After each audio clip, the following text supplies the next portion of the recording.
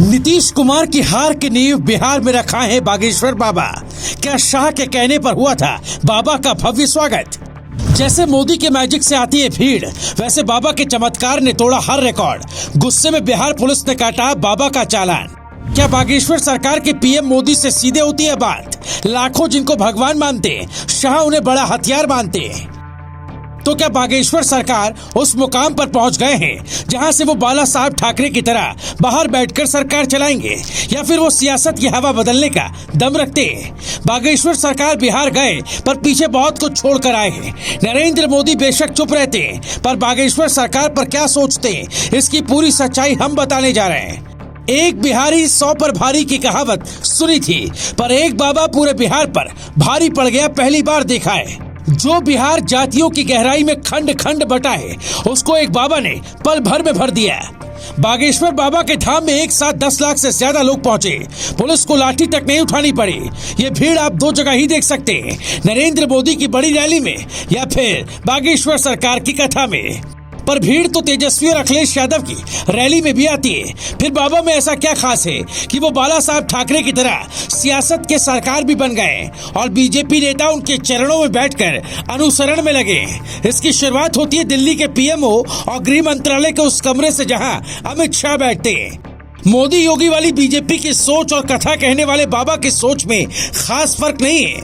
BJP का agenda सालों से रहा है हिंदू राष्ट्र, सनातन का प्रसार, राष्ट्र का निर्माण और सावरकर की जय जयकार। बागेश्वर सरकार के मन में भी यही सवाल है। यही कारण है कि बीजेपी नेताओं को शाह का आदेश मिल चुका है कि वो बागेश्वर सरकार के कदमों में बैठ जाएं। बिहार में जब बाबा गए तो नीतीश कुमार को लगा ठीक है, ऐसे बाबा आते जाते रहते हैं, पर पंडाल में हिंदू राष्ट्र का राज छोड़कर बिहार की जातिगत राजनीति को बागेश्वर सरकार ने ललकार दिया। सूत्र यहाँ तक कहते हैं कि फिलहाल बीजेपी के 2 टॉप नेताओं की बात बाबा बागेश्वर से सीधे होती है और बाबा हिंदू राष्ट्र के लिए बीजेपी को खुलकर सपोर्ट करने को तैयार भी है।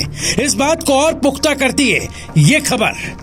मीडिया में खबर है बागेश्वर सरकार का प्रवचन उन राज्यों में ज्यादा होगा जहां इस साल के अंत में चुनाव है, या जहां लोकसभा चुनाव में हिंदुत्व के नारे से बीजेपी को फायदा हो सकता है। जैसे बिहार में बाबा के कथा पंडाल ने सियासत का नक्शा बदल डाला है। मध्य प्रदेश, छत्तीसगढ़ और राजस्थान में चुनाव है जहां बीजेपी की जीत पक्की नहीं है। ऐसे में क्या बाबा साथ आ गए हैं और बीजेपी की जीत की पर्ची काट दी है? सियासत में बाबाओं का सिक्का भारत में हमेशा चला। हाल फिलहाल कोई ऐसा ताकतवर बाबा नहीं दिखाई देता जो सरकार बना और बिगाड़ सकता है। ऐसा भविष्य बागेश्वर सरकार में ही दिखता है। जाहिर है पीएम मोदी की टीम भी बाबा के हर कदम पर निगरानी रखती होगी। खबर तो ये तक है कि बाबा के हर बयान और हर माहौल की जानकारी पीएम मोदी खुद रखते हैं। बीजेपी नेता और एमपी के सीएम शिवराज सिंह चौहान कदमों में है, क्योंकि चुनाव है। तो बाबा से बेशक तेजस्वी यादव मुलाकात करने नहीं गए, पर अंजाम क्या होगा उन्हें पता होगा। सिर्फ 26 साल की उम्र में जिसका इतना प्रताप हो, उसे योगी जैसे नेता भी समझ लेते हैं। भारत में अगर कुछ बड़ा होगा तो ना तो बिना बागेश्वर सरकार के साथ होगा और ना ही ऐसे ताकतवर लोगों को दूर रखा जा सकता है। मोदी शाह समझ चुके हैं बाबा अकेले नहीं है, बल्कि कई करोड़ लोग ऐसे हैं जो बाबा के कहने पर एक व्यक्ति को वोट दे सकते हैं। वो व्यक्ति जो भारत को हिंदू राष्ट्र के पथ पर लेकर चलेगा। सवाल कई है, पर जवाब क्या हो सकता है आप खुद तय करिए। बिहार में बाबा को जेल में डालने की प्लानिंग थी, पुलिस का प्लान फुस हो गया तो बाबा की गाड़ी का चालान काट कर ही पुलिस खुश है। पर ना तो पुलिस को पता, ना ही बिहार सरकार को। सत्ता से चालान काटने का आशीर्वाद बाबा बिहार में जनता को दे आए हैं। Bureau report, global Bharat TV.